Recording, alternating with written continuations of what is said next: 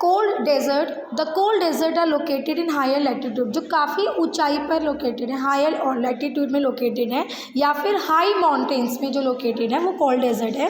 These cold desert are found in north pole in Eurasia. कहाँ पाए जाते हैं? नॉर्थ पोल में, यूरेशिया में, नॉर्थ अमेरिका में। The extremely cold condition do not allow the growth of vegetation. इतनी ठंड होती है कि यहाँ पर किसी भी तरह की वेजिटेशन ग्रो नहीं होती, बहुत बड़े पैमाने पर वेजिटेशन आपको यहाँ देखने को नहीं मिलेगी।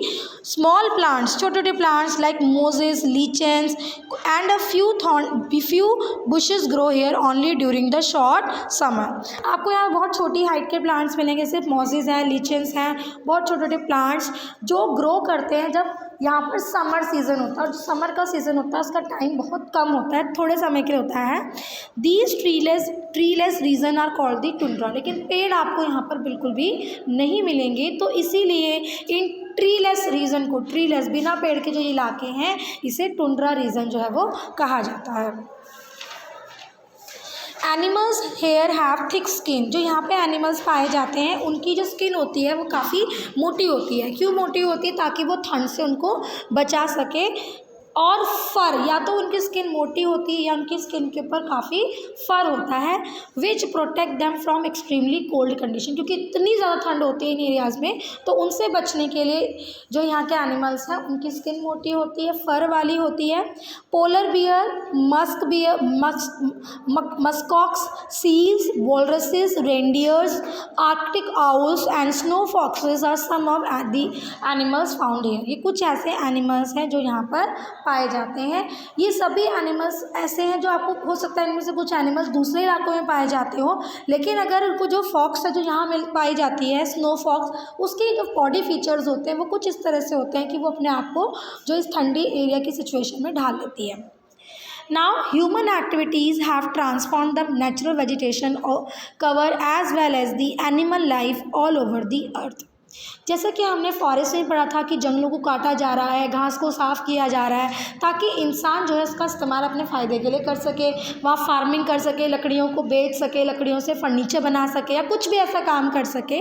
तो यानी कि हमारी एक्टिविटीज़ ऐसी हैं जो कि हम इन वेजिटेशंस को नुकसान पहुँचा रहे हैं। डिफॉरेस्टेशन, जंगलों की कटाई हो रही है, एग्रीकल्चर, अधिक मात्रा में फार्मिंग होना, माइनिंग होना, हंटिंग, एनिमल्स का हंट करना, इंडस्ट्रियलाइजेशन करना, these are showing their impact in a big way. इन सभी चीज़ों का हमारे इन्वायरमेंट पर असर पड़ रहा है जो कि नेगेटिव इम्पैक्ट भी है।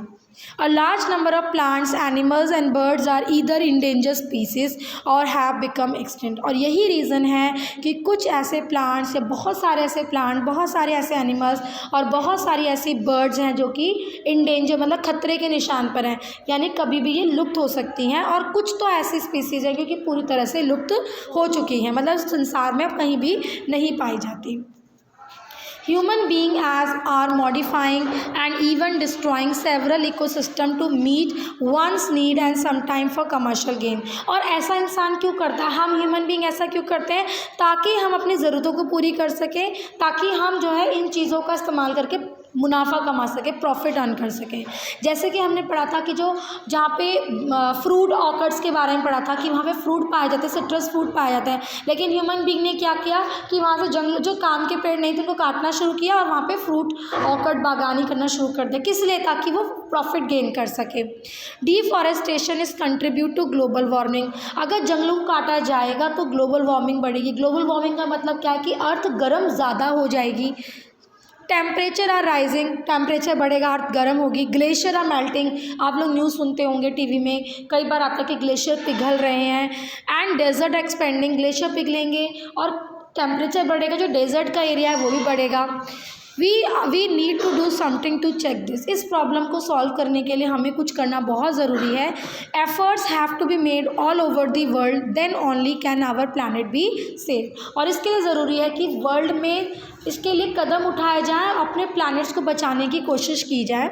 Let's think and work together to change this negative trend because reckless exploitation of natural resources in any form create a several imbalance in the natural balance of the environment. अगर हम nature से कोई भी चीज़ को harm पहुंचा रहे हैं, यानी कि हम नेचर के बैलेंस को ख़त्म कर रहे हैं। अगर हम पेड़ काट रहे हैं तो कहीं ना कहीं एनिमल्स पर उसका असर पड़ रहा है, ठीक है। अगर हम प्लांट्स को नुकसान पहुंचा रहे हैं तो हर्बीवोरस एनिमल्स पर उसका नुकसान हो रहा है। हर्बीवोरस एनिमल्स को अगर नुकसान हो रहा है तो कहीं ना कहीं कार्निवोरस एनिमल्स, तो इस तरह जो पूरी चेन है वो इम्बैलेंस हो रही है। We therefore really need to think seriously for the conservation of environment। इसीलिए बहुत ज़रूरी है इन्वायरमेंट को कंजर्व करने के लिए सभी देशों की सरकारों को मिलकर कुछ बहुत ही स्ट्रिक्ट डिसीजन लेने होंगे और उन डिसीजन को इम्प्लीमेंट करना होगा। So here the chapter is finished, ठीक है। क्वेश्चन आंसर मैं ऑलरेडी भेज चुकी हूँ, लॉन्ग क्वेश्चन आंसर मैं आज भेज रही हूँ, तो यानी कि आज ये चैप्टर टोटली फिनिश हो जाएगा। मंडे से we will start a new chapter.